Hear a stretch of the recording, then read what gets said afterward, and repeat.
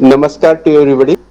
I'm going to introduce a versatile personality who is product of Jnana Prabodhini. Means what we can say, he born and brought up in environment of Jnana Prabodhini, and he made himself a versatile personality with his versatile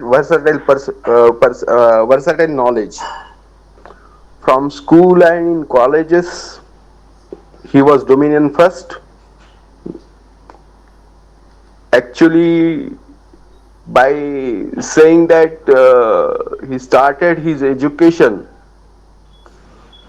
and he completed his MS Sociology from University of Pune. Before that, he was Bachelor of Arts in History, then completed MBA also. Uh, to introduce Subhashrao, we call him, he is a sadhaka of a Panchamahabhuta. Not only sadhaka, but he contributed a lot in the field of water and energy in Maharashtra region. He is mentor of many people as well as he was a ground level worker. He is an encyclopedia of knowledge of specifically Panchamahabhuta, about rivers in Maharashtra, even in India. He is well known about watershed development. He is well known about what we can say alternative energies. In his what we can pious guidance, I particularly word use pious guidance. We all could do, and we motivate ourselves to do something better, to change the environment and the climate, or what we can say, uh, we try to be disciple of him in becoming sadhaka of Vasundhara, to make Vasundhara more beautiful, more sustainable, and more efficient. One more aspect of Subhashrao is that he is interested and also do lot work in entrepreneurship development. From college day itself, he actually made leadership in different institutes and different sectors of Jnana Prabodhini. He is Purnaveer Karyakarta of Jnana Prabodhini, full-time worker, and he was secretary of Jnana Prabodhini, and he is head of the what we can say natural resource development as well as rural development wing of Jnana Prabodhini.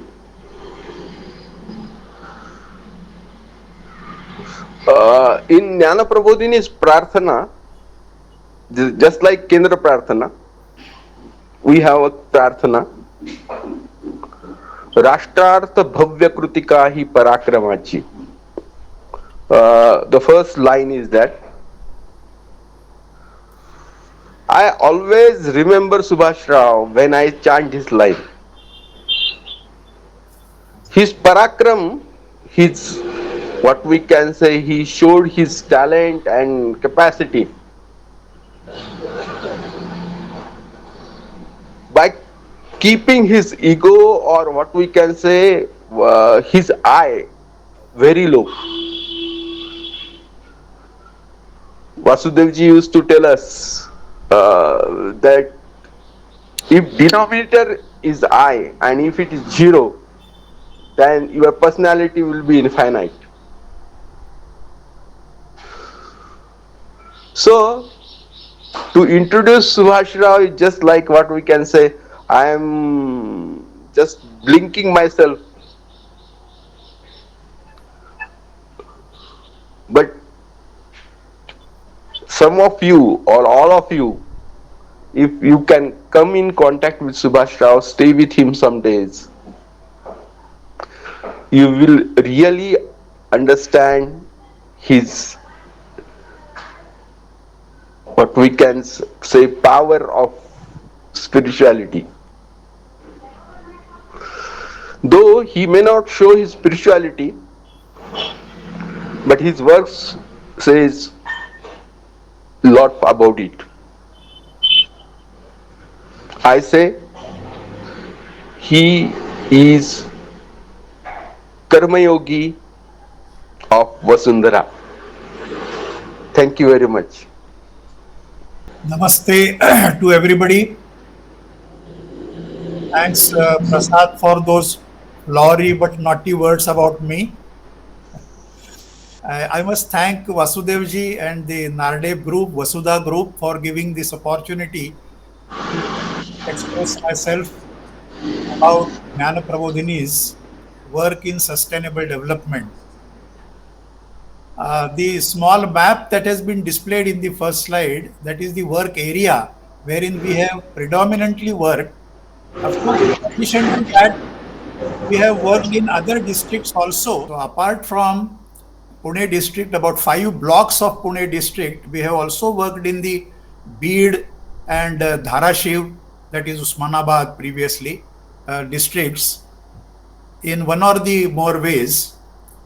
What I'm going to do today is to talk about, say, 5 sectors of sustainable development, 4 in a very brief way, just introductory what we have been doing, and the 5th one in the energy sector in a slightly detailed manner. This has been the background which has already been described by Vasudevji, that we are basically an educational institution, and though the school was started in 1969, the rural development work started in 66. So we have been working in rural areas along with the urban areas quite from early days. And these 4 blocks of Shivaganga and Gunjavni river valley, these are tributaries to Bhima and Krishna. So these small valleys as a cohesive unit, we undertook for development and made various experiments in a way in rural development. These are the sectors, that education, health, employment and natural resource development, that we have been trying. As I said, a brief introduction about our watershed development work that has been introduced to us by many stalwarts, including Anna Hazare, Vilasrao Salunke, then Dr. Mukunda Ghare, and we participated in the CAPART program from New Delhi, which undertook, the NGOs undertook watershed development with people's participation. And probably Vasudevji also was one of the committee members at various stages of CAPART. And initially, before that, Maharashtra Foundation, our Maharashtrian people from USA also helped us, did such work. These are just the pictures, various kind of measures that we take in watershed. I will not elaborate them, but from the top of a hill to the riverbed that we have been working, that is just the illustrative picture, the diversion dam, the overflow dams, the Kolhapur type weirs, various types of that we have been working. And we have worked in, say, 15 villages in a systematic way with the external financial assistance. So this is the small glimpse of watershed development. Another sector I have chosen of, say, biogas plants, that we have worked for a number of years after 1986 onwards. There have been various versions of biogas plants, the Khadi and Village Industries, then the Janata Biogas, Dinabandhu model. My friends and the pioneer worker Rambhav Dimble the first student of Appasaheb Pendse, the founder of Jnana Prabodhini. He and his colleague Madhav Deshpande, both of them worked in this field quite at length. And these are some of the pictures of the biogas plants where the brick domes I have displayed, and on the right hand side, the iron type of dome of KVIC model. About 4,000 such plants approximately in various districts such as Pune, Kolhapur, Dhulia, and Nandurbar. Under various schemes, we have installed. So the alternate energy sources, that has been our liking and passion to work with, and whatever technological inputs we could imbibe in ourselves, we tried to learn and practice them in the field at various stages of Prabodhini's work. During this effort, I must thank and mention the collaboration of Vivekananda Kendra, where at our Vella work center, we tried out this type of dome where bamboo reinforcement was used. And one Karyakarta of Vivekananda Kendra came and lived there at Vella and did this demonstration. So that has been a joint effort in this field that Kendra and ourselves we have done. But this has been the second field in which we have been working for quite a number of years. The third type of, say, a field in the sustainable development is solar energy, of course. Here, in a small way, we operated during the last, say, 10 to 12 years, is this training come production of solar panels. One of our friends, one Tajima Toshio from Japan, he had approached, he used to come to Pune, so we learned from him how to make such solar panels in a small way. Say the panels of the capacity just of 3 watts to 40 watts, and the machinery required for that is a vacuum laminator, which initially he brought from Japan for us, and then we manufactured with the help of College of Engineering small types of these laminators, and trained various youngsters, rural youngsters, tribal girls also, in making these solar panels and assembling the LED lamps that are lit by these solar panels. These are some of the pictures where the tribal students, they are assembling these panels, they're laminating. So the bottom left side, Mr. Tajima is showing how the laminator works over there. And on the right hand side, you will find the hamlets where some of the lamps have been distributed at concessional rates. So this technology of making panels by the rural youngsters was introduced by Prabodhini with the help of external experts like Tajima.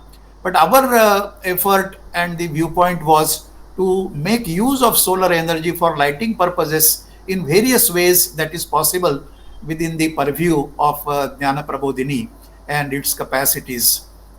The fourth sector I will cursorily mention is organic farming, though we have been working quite at length for some time and for some years in this field. As you know, organic farming has been done by various organizations in their own way, and there are cults now increasing in organic farming. What we did was to, say, introduce the vermiculture, then introduce some of the plants like azolla, then some cultures like trichoderma, which can be used for pest control. This has the laboratory part of it has been done at our Nigdi premises near Pune, and the other application part of it we have been doing at Dharashiv in Harali, where we have a campus of agriculture for about 50 acres over there. But we have deep contacts with about 20 villages around Harali in Dharashiv district, where this organic farming and the inputs that organic farming the farmers should use, that we have been preparing in our agricultural diploma college and introducing them to the farmers. So that has been a small contribution to this field, and we have continued that, including some of the say competitions that we held for farmers in our Mawal block Salumre school, where the farmers were taught how to use this organic manure, and with the help of Rotary Club now we have also started one center where vermicomposting is taught to various farmers. So these are the four areas where we have been working in a small way at various places in Maharashtra. Now, the main topic that I will be dealing with today is the fifth one, that is the energy farming, and related to agriculture, how these non-conventional energy source like sun energy can be really converted into farming produce, say through photosynthesis, and grass like Napier, how to grow it, how did we experiment with it. So it's a small startup, as I call it, because it has been a social enterprise, as also I would add to it, that started by one self-help group of rural women in the Velle block of Pune district. So this I will deal at a length for some time with you. These are the pictures of the uh, Napier grass at that way early stage, because almost a man's height, it almost grows double to the man's height. And how this Napier grass is useful when we turn that into pellets and burn that into fuel as a fuel. So that is the experiment that I am going to narrate.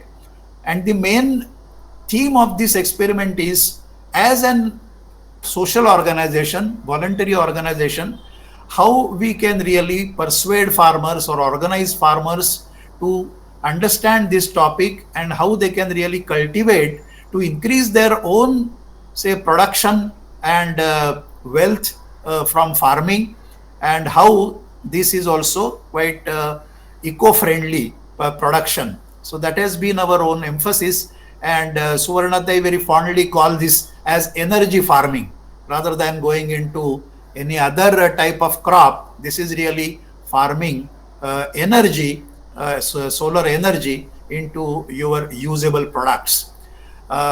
This was done, of course, with the financial assistance of a company in Pune, which is originally is from that company is from Argentina, but has got a office and plant in Maharashtra, Globant India Private Limited. So under their CSR, we conducted this experiment, and they allowed us to venture like this, go to villages, organize the energy group, the Harita Urja Bachat Gat, that we call it, and we did this experiment with them, and that is why we call it energy farming for sustainable living. That is the topic that has been given to me for today's talk, and this was done as a catalyst by Jnana Prabodhini. So we organized our lady workers, including Suvarna Tai and Bhageshri Tai. They organized the local women and to how to undertake all this cultivation and to do the processes of that, and to go up to the utility part of it. That has been the effort under this energy sector. Well, one would ask that why did you choose this Napier grass? What have been the information that came to us initially? Even Santosh Gondhalekar, as was initially mentioned, he was also studying this grass, what utility it has got, and some of the peculiarities of this grass. One can say that it's a popularly known as an elephant grass in our area, hathi grass, which grows quite tall and can also be used as cattle feed, a Swedish type of variety of grass, and it goes up to 2 to 4 meters, that is 6 to 13 feet height.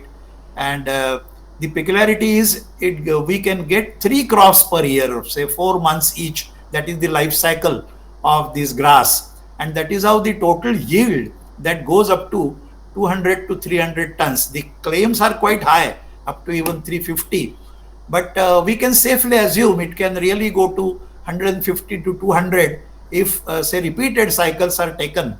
So that is the yield per acre, which gives us an incentive to grow this grass and to convert it into pellets. And another point is the growth or the cultivation does not need very continuous attention. So it is just in the like sugar cane as we do it in other cases, that the farmers really cultivate it and give very little attention.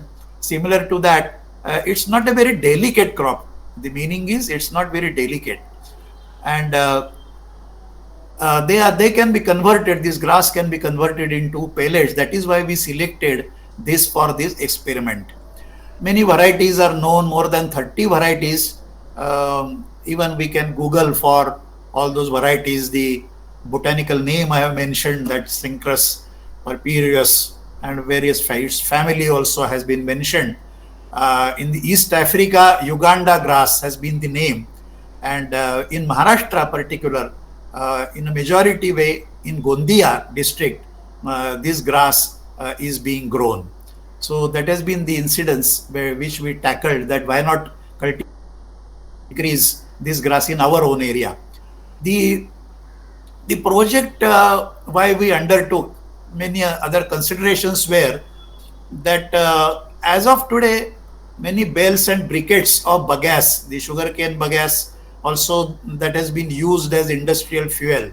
So whether Napier can be additional type of fuel, even as pellets are taken, pellets are just as like small pieces of chalk, as we say. We will see some pictures henceforward.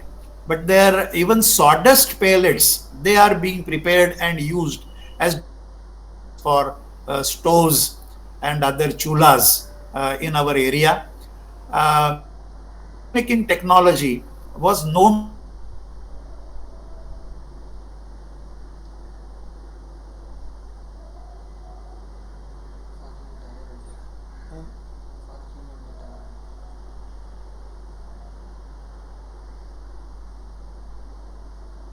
to be say like energy sectors, we entered into this. And of course, there was a passion for non-conventional energy sources, as it has been the Sustainable Development Goal number 7, affordable and clean energy. So that is how Prabodhini has entered into this field and this venture or startup of this energy farming. What we did was, the special self-help group was formed, and there is village Adavli in the Velle block, where this Harita Urja Bachat Gat, or HBG short form that we have used, that was formed. And the peculiarity is, as we really learned throughout the process, that these women, they picked up this activity like anything and learned all the uh, say all the small things out of this transacting business, including financial transactions, capital investments. They're running the operations, cultivation of this plant. So the credit goes to the local women, which have come a long way in making this a success. The funds also, we made them handle, or they may opened an account with the bank.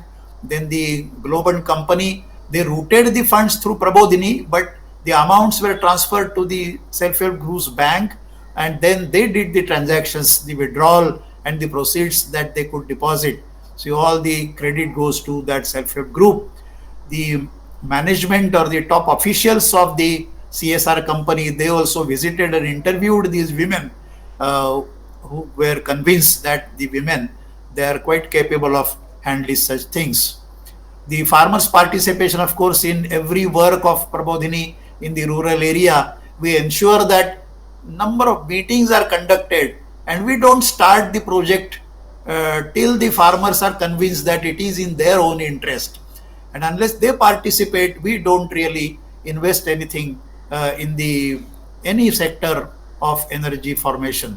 So these are pictures of some of the meetings that our workers took there, many question and answers that were conducted during this experiment. About initially 13 farmers, then slowly 45 farmers actually participated in the cultivation of this Napier grass. From village Adavli, about 44 acres of land was brought under cultivation, out of which it was a nice thing that about 12 acres, which was lying barren for a number of years, that was brought under this. It started in March 23, and it's a 3 years project, would go up to the end of this financial year further. The plantation that was done All the labor also was done by the local farmers over there, and the buds were provided by us, about 5,28,000 Napier buds. They were organized by Jnana Prabodhini, and 103 plots were there covering these 44 acres of land. So the farmers and the women, they learned how to really do the cultivation. There was some variation in the period of cultivation and the land preparation type, and there were some local difficulties also, but they could manage and they proceeded further. And the first harvest was in October 23. At the right hand side, a small stage of development of these plants one can see. When it grows high, after say about 4 months, the first harvesting was done, initially by hand cutting also, because only because we do not have any harvesting machine. The plot sizes are very small and big machines cannot really enter these fields. That is why hand cutting was done. We are still studying how it can be done efficiently further. And this is the type of dried glass that has been collected and being transported to the processing center. Tractor trolleys locally arranged, and through the project we have really paid for the labor of transport, then cutting of this, and it was all part of this project cost that I will elaborate further, but that has been done by the local villagers itself. A small shed was taken on hire and it was renovated, and some of the machineries that are required for the processing of this Napier grass, that was installed here. Typically, any NGO, it faces the bureaucratic difficulty in conducting any project through the decided timetable. That also was faced by us, that the electrical connection, this processing plant that required about 60 kilowatts electricity connection, three phase, that was not nearby available locally. A lot of follow up was to be done with the state authorities of electricity board, and they did not pay any heed. So the local women were quite courageous. They approached the deputy chief minister. They wrote an application, say called on him personally and urged upon him that this is such and such project, and for the climate change we are working in our own villages. You have to give us that connection expeditiously. So then he obliged, and that connection was secured. So such efforts were also done by the local women there during the project. This is some of the machineries where this chopping was done, the chipper, chopper, then shredder, small pieces like the sawdust you see. This Napier glass is also further shredded in a minute way, and the pellet making machine that you saw in the right hand corner. So these are the small pellets that there is a die that rotates in this machine. JP engineers, they had developed this machine, and we also identified machinery where the other choppers and shredders, that was to be identified and purchased by the self-help group. So we identified, and the women negotiated with them and got all those machineries and got installed in the working shed.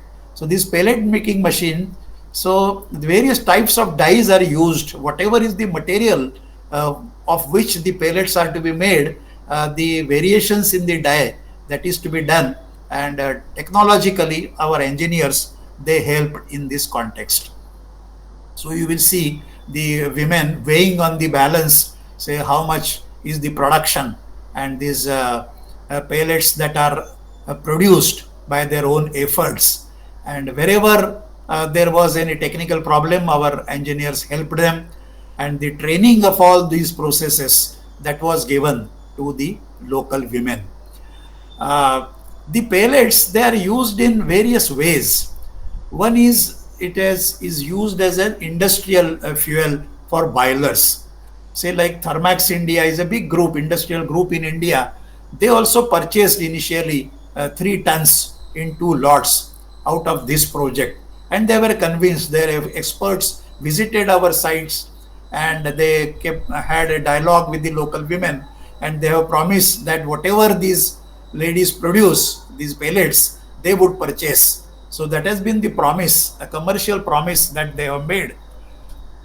Also, why they prefer such napier grass pellets for any biogas, including the napier grass. This gross calorific value GCV is about 3200 to 3700 kilocalories per kg. So that has been mentioned in various technical literature also. And then alone, these industrial people, they are going to buy such pellets. Along with that, even at domestic level, these smokeless chulas, as we say, there are various and various models of chulas that people have practiced. This is another type of chula that JP's engineers have developed, where there is a small fan fit to this chula, which can be charged in isolation through the electricity, and this by battery. When it is brought near to the cooking place, this chula standalone type, uh, it can burn these pellets through the cylinder in the middle. And the typical combustion that you see, there is a carbon free flame, that you will not find much of the smoke that is coming out of it.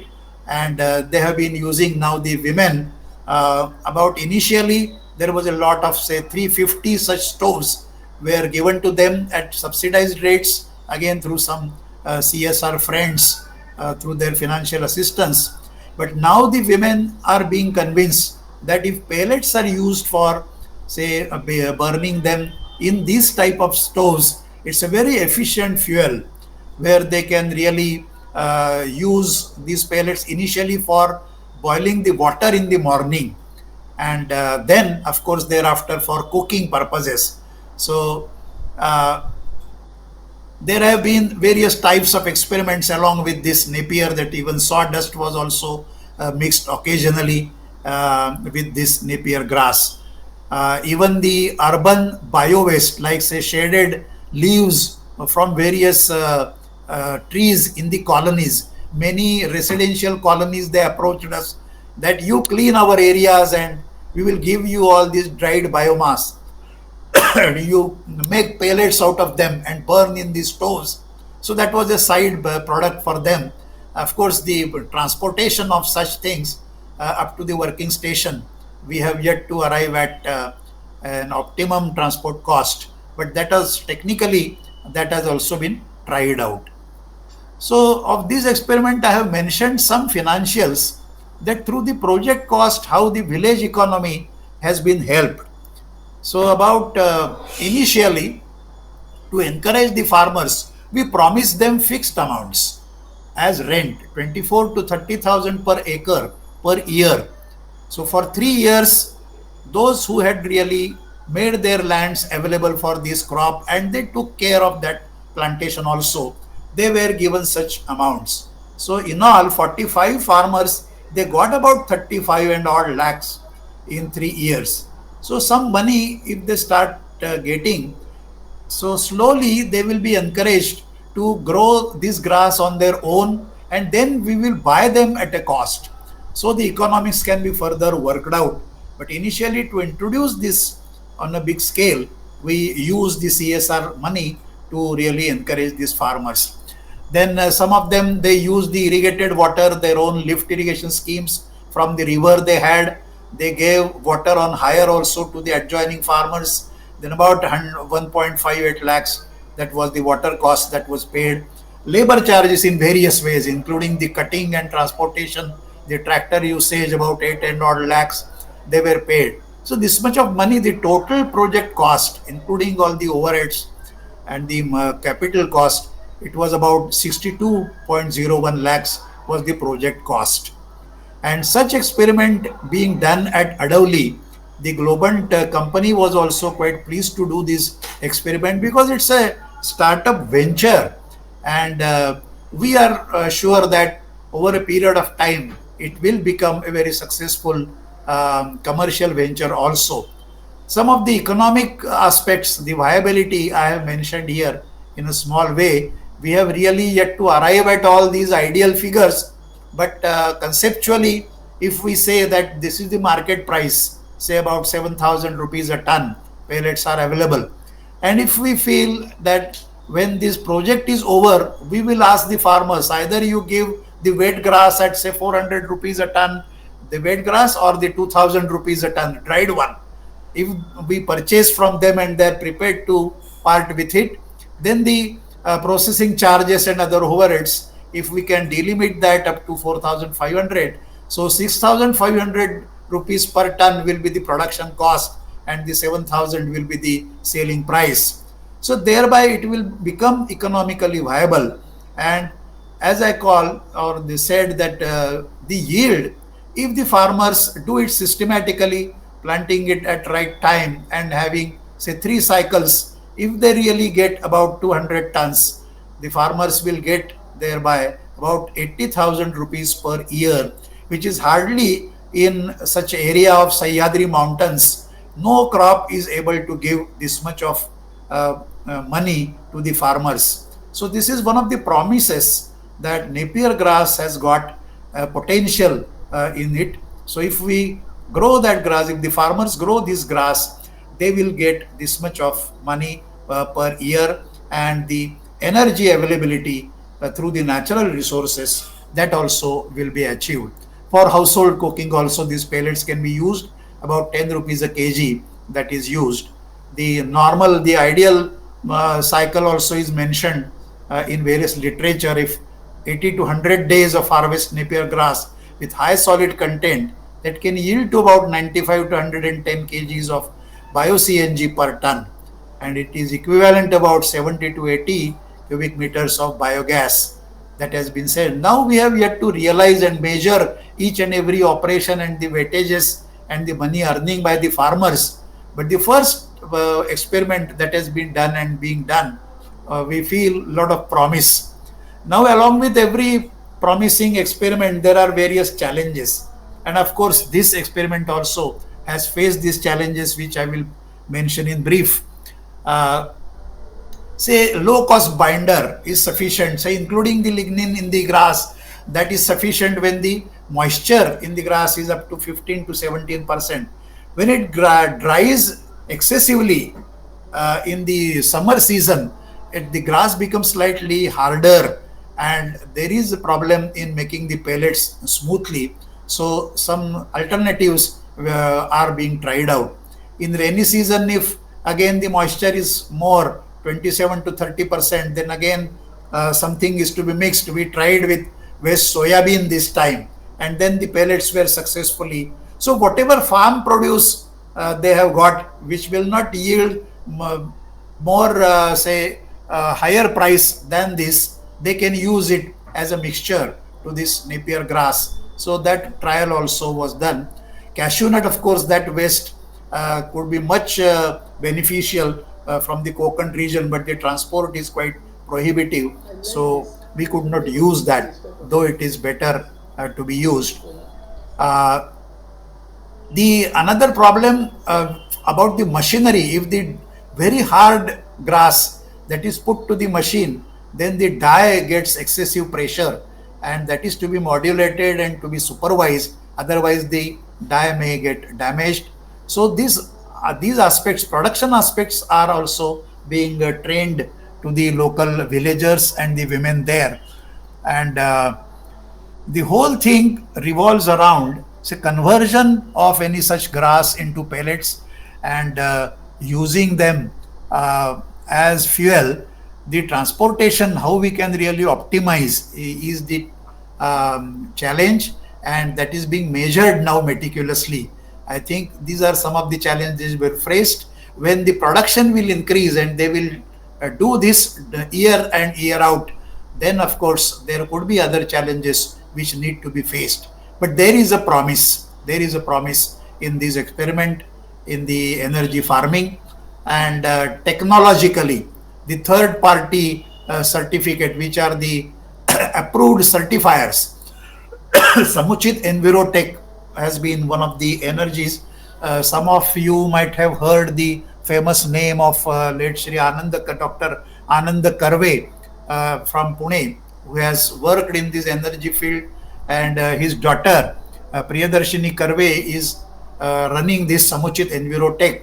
She has also certified, she has visited and seen the results and the certificate that replacing 3 ton of mineral coal by biomass pellets made from Napier grass is equivalent to a greenhouse gas emission reduction of 3.6 ton of carbon dioxide in this year 23-24. So 3 ton and 3.6 tons. So there is definitely a surplus in carbon sequestration, as we can always say. So this is one of the certificates given by independent certifiers of this experiment. One good thing to be proud of is, and the donors also, they are quite happy about it, because this total project was reported to them. Some of the clippings also, which can be shared with you later on, they were given to them. They also showed those clippings to their Argentina principals, and they participated in this Change the World contest.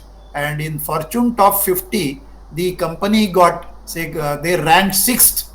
And there were two experiments that were reported. One was in Peru country, and this India, in India, through Jnana Prabodhini and Harita Urja Bachat Gat. This experiment on energy farming through Napier grass, the global company that was ranked in sixth in all these efforts. So this gave us a sense of pride to the rural women. Uh, well, of course, as an NGO, we always look towards whatever small has been done that needs to be emulated, and the lessons learned that need to be documented and to be processed further. So these have been various lessons that initially, though we had some doubts whether these women can handle such a techno-commercial venture, and to our satisfaction, they did it, and they are doing this quite successfully. Uh, then this Napier grass that can be grown on a wide scale, and we would recommend, that is desirable as an alternate source of fossil fuel. Well, of course, the economic viability, as I said, that after the CSR project is over, then this sale and purchase, the market economy, that will have to be faced. But as I mentioned, some of the rates of purchase and the rates of sale, if we can achieve those figures, it is definitely a viable proposition. The yields, of course, that depends on various aspects. We experiment, and some of the mistakes also were done. They need to be rectified afterwards in future. Say, like the plantation timing is to be observed. Then the variations in the rainy season in Maharashtra and other provinces, including Tamil Nadu, that we are finding nowadays, but that needs to be observed. And the production cycle of the grass of 4 months, that 120 days, that we have to achieve. The quality of buds, many times it is quite important. The harvesting cycle, the drying space, that is also one of the factors that you need, the empty land where you need to dry the cut grass. The use of extra binding material, mainly organic, wherever is needed, and if it is needed, it should be procured and used. Of course, while we shred all this grass, a dusty material, that is, so health precautions also, the operators, that is to be paid attention to. These are to be some of the issues. They need to be monitored if the startup has to become quite sustainable. Well, the grass, it is told that it is quite invasive if it is kept unattended. It grows at many places, and to remove it, it becomes quite difficult.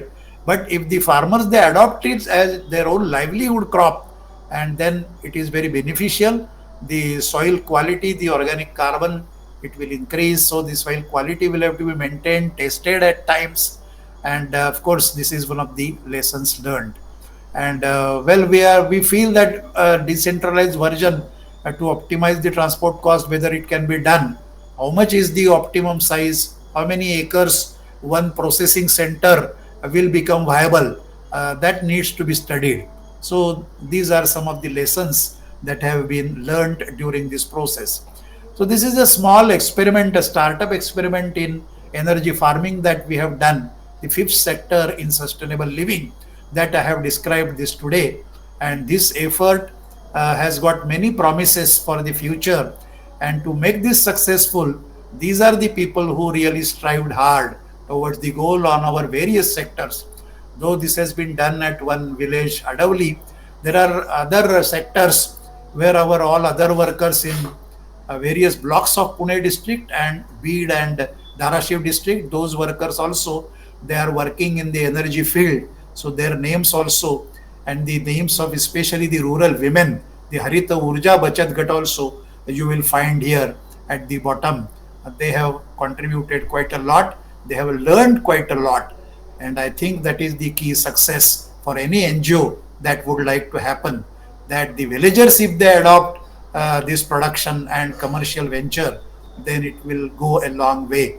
Of course, this was all possible through support, administrative support, and liaison with the donor, our Karyakartas, and the technical support, Gangotri Group. They have all supported this venture. Of course, the whole success was due to the 105 local villagers, the cultivators, the transporters, the laborers, and many other Gram Panchayat members. They also help all this venture that has been possible.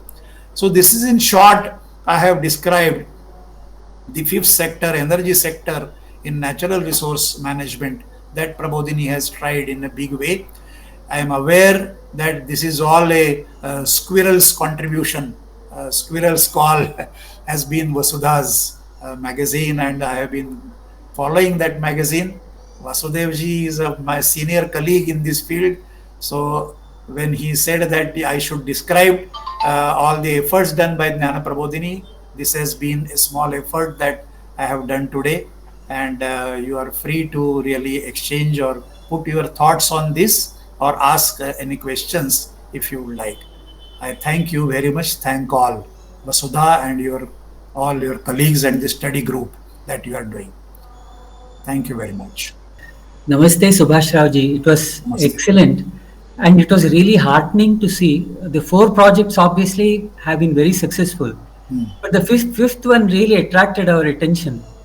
In the sense, in these days of farmers committing suicides, that's a very challenging work which I think we have to think about. And it struck me that this grass project which you have undertaken, it considers not only the the agriculture, the farming part of the thing, but you have also taken care of the commercial part of it. Yeah, yeah. And that's very, very important. So I have only two questions to ask. Yes. Then I'll throw this discussion open to other members. Yeah. First thing is, because Jnana Prabodhini has been involved in this educational field for a very, very long time. And it has a name and legend for itself. Now, what do you think of the ordinary education which is going on at the present moment? How can we, sort of improve? In fact, there's a lot of improvement is necessary for the present education system, because all we are doing is, like assembly line, we are creating engineers and then attracting them with only packages. So this is one challenge, which probably we'll take up later on. Yeah. Second thing which comes to our mind is, you see, it's going in very near future, or rather in a month or two, the Punjab and Haryana farmers, they start burning this waste grass, which causes a lot of environment, air pollution, and it's really a big challenge. Can we, in some way, transport this technology to that area so that they need not burn the grass? Right. That's one question. Which can be made into pellets or some such thing. That's a thing. And because the problem with our farmers is they do a lot of effort, but there is nobody to take the responsibility of marketing the produce. All the time the middlemen, they make money and the farmer goes berserk. He doesn't get anything. So that's one of the... I will answer one by one. Okay. As far as education is concerned, of course, we are trying in a small way in various sectors of, say, population of India in various provinces. So, in fact, guiding the teachers at various places. So, that has been one of our wings of extension of education. Say, including Arunachal Pradesh, we had conducted camps. Then in Tamil Nadu, we are working with some of the institutions in Tamil Nadu, where teachers they can be trained in this new national education policy. This is one part of it. The other part is social sectors, socially and economically deprived sectors of the society, where the education has suffered quite a lot. So, in some ways, we have been interacting with students on the various hutments, the hamlets in rural areas. We have even worked on the children of sugarcane cutters in various parts of Maharashtra. Then in Dharashiv district, there are various nomadic tribes that they go around. So children of those people, we have also devised various modules in education where we have been teaching them, which is called as Anandi Shikshan, a happy education, where they can have informally and formally both ways. So improvement in education is a very tall order in India, and the ASAR project that comes out every year that gives an indication. So Prabodhini is making its own contribution in various ways. We have projects like Vikasa Mitra in rural areas where weekly sessions for students they are conducted. So through education, how personality development can be tackled and how they understand their academics on one side and how they become good citizens of the country. So such efforts, we have devised various modules, and we now slowly go up to say college level, then the postgraduate level. So that has been the effort in education. As far as today's topic, as you said, in Punjab, Haryana, so probably Suvarnatai's brother Santosh Gondhalekar, who is working on this field, he and his colleagues, that through various companies in India, that the stubs of say paddy cultivation, how instead of burning them and increasing the smoke in Delhi, whether that can be converted into biogas and then energy production. That technology has been proved by JP engineers. A pilot plant has been erected near Pune, and such biogas can be formulated, and it has been now done on a big scale through the big commercial companies like Thermax and other big companies, other companies also, where the problem is being addressed. This effort is very tireless because for the last 4 years, our engineers are working on it. We are likely to succeed in a year or two, where this problem you will see that Punjab, Haryana farmers, they can make say commercial use of their remnants of the fields. I hope that this experiment succeeds commercially and this problem can be minimized for the Delhi citizens. The market, of course, is another part of it, which is we have to face. We are not singled out in the world. So, as a market economy, which is a product of the technology, the world has become one. That is to be dealt on a different level altogether. But we give a product in the hands of the farmers that it is a commercially viable production where they get good money and they can sell these pellets in various markets. And there is a tremendous market available for such pellets. They can be made from various types of bio waste. Napier grass is one of them that is very economic, and as I said, that gives say less effort for cultivation, and it is easy to make pellets, and it gives good money to the farmers. So these are the small answers at this stage I can give to your questions. Thank you. Thank you so much. It's very heartening that Yeah. you have been working in all the field from in all directions. That's very good. Now I throw open to the working group members to comment and ask any questions if there are any. Namaste. My name is Sanjay Banerjee. Yes. And Subhashrao ji, it was a very illuminating and learned a lot. Actually, I would like to know a little bit more about these pelletization machines.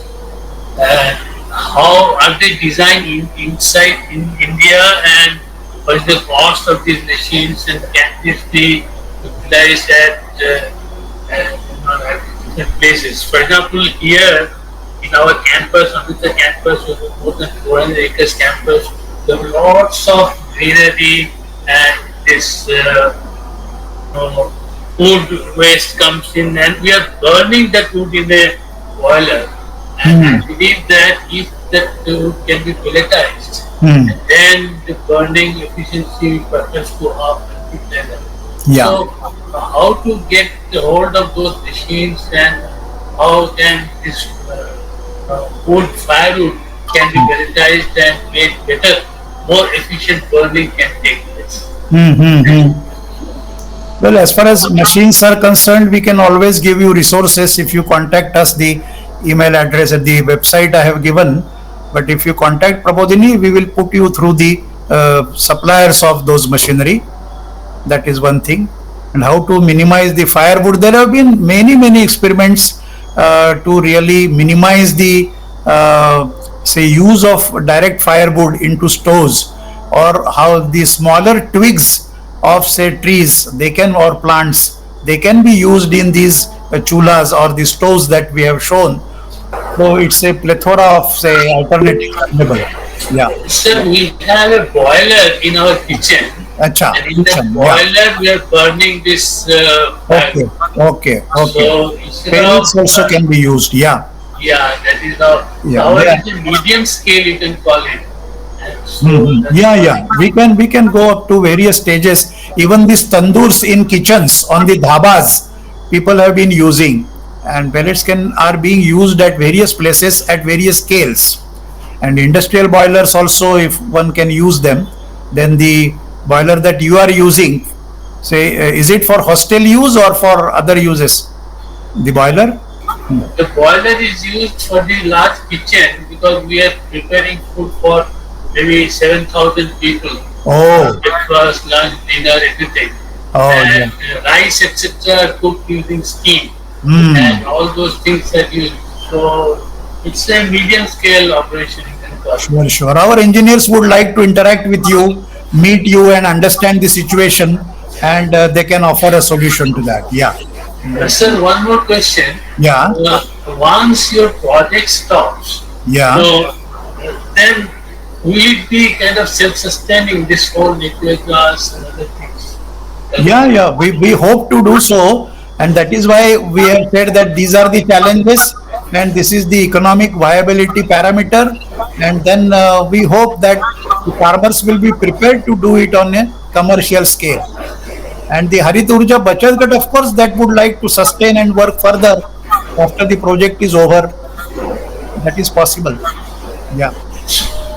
So what has been the extent of external funding that has gone in, Ah. which they have to generate themselves in order to be self-sustained? As I said that this project, it was a pilot project, so everything was to be done anew, including the shed and electricity connection and the installation of machinery. So the capital expense was slightly higher, and the total project cost was about 62 lakhs. And as I said, if it is to be done at various places, we'll have to study that situation and how the machinery cost that can be minimized, that can be seen. But it is possible to go further. Yeah, thank you very much. Yeah. Pranam, sir. Thank you very much for such a very enlightening kind of presentation. It gave it threw a lot of light on the new experiments which this organization is doing. Yeah. I have not questions in the sense, but these are certainly some observations. Number one, this any grass which grows, because elephant grass has been really a much talked subject on the energy area since Yeah. long. And this experiment has given certainly a lot of insights that how it has to move ahead. Yeah. And the takeaways are like this. One is that it requires water. It can be grown on the semi-arid zone as well as some degraded land also. Yeah. Good yield certainly requires some kind of look after in terms of giving some kind of inputs to the grass. And the success of the project is highly dependent on the value of pelletized pellets which will be sold in the market. That's Yeah. Yeah. So let us see it two ways. Number one, Yeah. if it is semi-arid area where water is not there, then the Napier grass growth will certainly not be that which has been reported in the literature or which have been told. It will be much lesser than that. That's true. Secondly, it requires logistics for collection, thereafter bringing it to the some processing center where some adhesive is required or some processing is required and some machine is required Yeah. to make pellets out of it, and then some marketing thereafter. Like you mentioned the example of Thermex also. That's true. So the first question originates from this, that is there any insight so far that what is the minimum catchment area will be required, so that at least private entrepreneur set up this machine, gets his livelihood out of this. He buys Napier grass from farmers and thereafter take care of the processing as well as transportation, and thereafter making pellets and and and selling these pellets in the market. Another point that the market, the prospects of selling pellets in the household perhaps are not that great, because LPG is highly subsidized in most of the states, particularly for the rural applications or so. Yeah. So my understanding goes that pellets will not compete insofar as the ease of operation as well as cost wise to that of the liquid petroleum gas. So here comes the role that it can be used in the industries. As you mentioned that industries have some obligation for CO2 emission reduction also, and from that perspective they can use it also. Yeah. Yeah. So what is your feel that Thermex had agreed to pay you 7 rupees per kg, as you mentioned that time? Yeah. What is the minimum threshold cost and per year some kind of increment that may be 10 rupees? Because coal is available even 15 to 20 rupees per kg for certain applications. I have seen it in some of the parts. Yeah. Yeah. So, Yeah. so that makes it another management challenge. Yes. Yes. Third is that I request Suvarnatai to reply this. She has handled this problem. Yeah. let me complete it. These are not necessarily I'm looking for replies, but you have the observations. A concern. Yeah. Yeah. Yeah, that is there. Third is like, because this material, biomass material, at different places require different kind of binding requirements. Correct. The kind of binding requirement Napier grass may certainly not be of the paddy husk or paddy which is grown in the Punjab, or pine needles which is grown in the Himalaya region. So they are different, and people have been doing a lot of experiments and they are not getting successful or partial success in these areas. That is there. Even in Punjab, I tell you, because respected Raghunandanji raised the issue of Punjab, government has come up with a scheme that you don't do anything, just cut and bring to the power station there, like Dadri and nearby. And these can be just thrown in the power station, and it, as a co-firing up to 20% is permitted, and you will be getting some price for that paddy also. But the major challenge comes that the logistics, that bringing that paddy, rice straw to these thermal power stations itself, cost wise the farmers feel that it is really something onerous kind of task. So they are struggling with that. What is the right answer for that? Forget about the other higher microbiological solutions of converting them into the biogas or converting them into the other things also. Just direct burning itself gives a kind of remunerative price for that also. Still there is a resistance and people are working on that. Yeah. So I thought I shall provide my observations on these like this and seek your commentary if at all possible. But anyway, this is a great experiment. I must thank you and all the kudos for the Gyan Prabodhini for this experiment, and certainly these insights will go a long way for creating such kind of experiments other parts of India. Thank you very much, Pranam. Thanks for your comments. Let Suvarna ji, she has to say something. Please go ahead.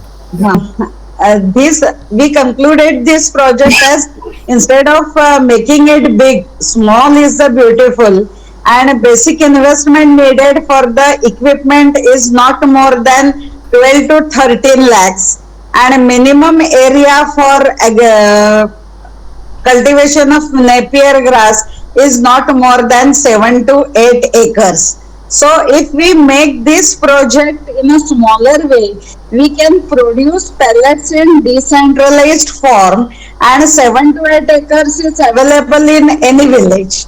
So the cost of project will be minimum up to maximum up to 15 to 18 lakhs, which we can get from anywhere. This is the answer for the first two questions, and you are asking about paddy and other Vasudevji. Santosh is also there, so I think Santosh will give more detailed answer of this question. Okay, I'm Santosh here. Namaskar Vasudevji. I'm just listening to all this discussion. Uh, uh, we are, as previously also we have discussions, we are working in the area of Punjab, specifically in Sangrur, Ludhiana and Patiala districts, where we are procuring stubble, that is specifically the rice straw, and converting it into the CBG project.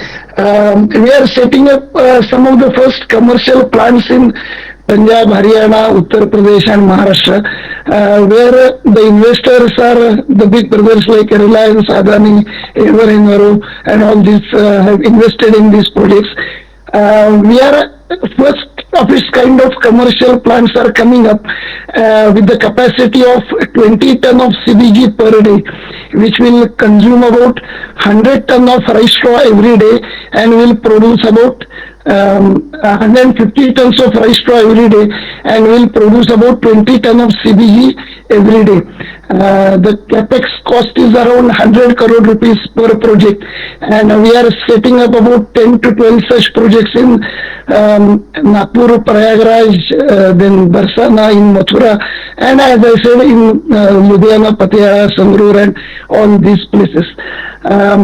As you rightly said, we can directly use the agro residue like rice straw, wheat straw, cotton straw, even bamboo, directly convert it into briquettes and pellets and use it like a coal.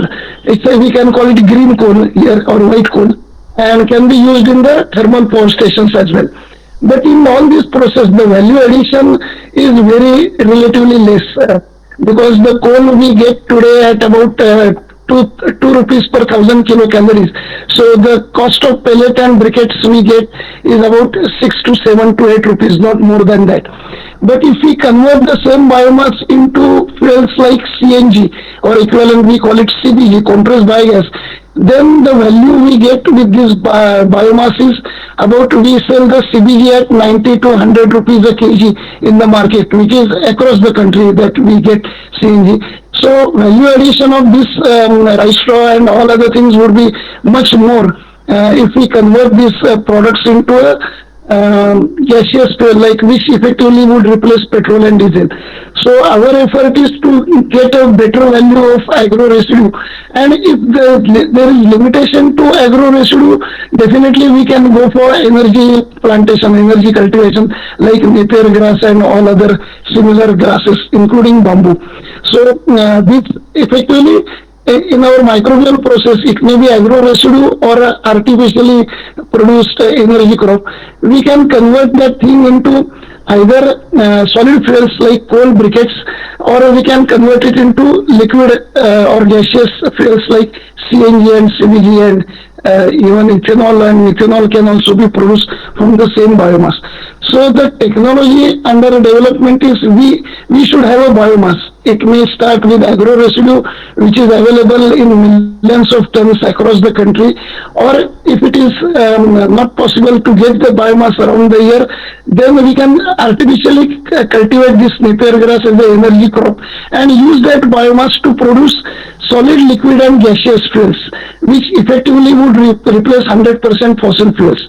And the critical or the crux of all this technology is that whatever we do should be economically viable. That means if we cultivate napier grass, it should be viable for farmer to produce and sell at affordable price, and he should earn from that energy farming. And also from the investor point of view, if someone want to set up a plant of CBG or even pelleting units and everything, the selling cost of these fuels should be such that there has to be a simple payback of say about 3 to 4 years. Then it becomes a bankable project for investor to invest in the equipment and machinery. This is the very critical and the crux of the matter is in economical viability of the technology. We are testing all these things in for last couple of years in different parts of the country, and I can today say that we are very near to the final solution. So by December end, our first commercial size projects will be fully commissioned by within next couple of months, 2 3 months. And if we can demonstrate that all this collection, processing, and selling, and the whole project becomes economically viable, then I think the replica can be made across the country, even across the world, because this will also solve the issue of global warming, because we are effectively replacing the fossil fuels. So first, our target is to show a commercial size demonstration of CBG plant, which is located in Punjab, and so that the issue of pollution at Delhi because of stubble burning in and around northern India will also get resolved. But as on today, we are not have reached the final stage of demonstration. But by December end and say by January, we would be in a position to demonstrate this economically viable technology at commercial level. So that's the submission that I'd like to share with all the group already. Yeah, thank you.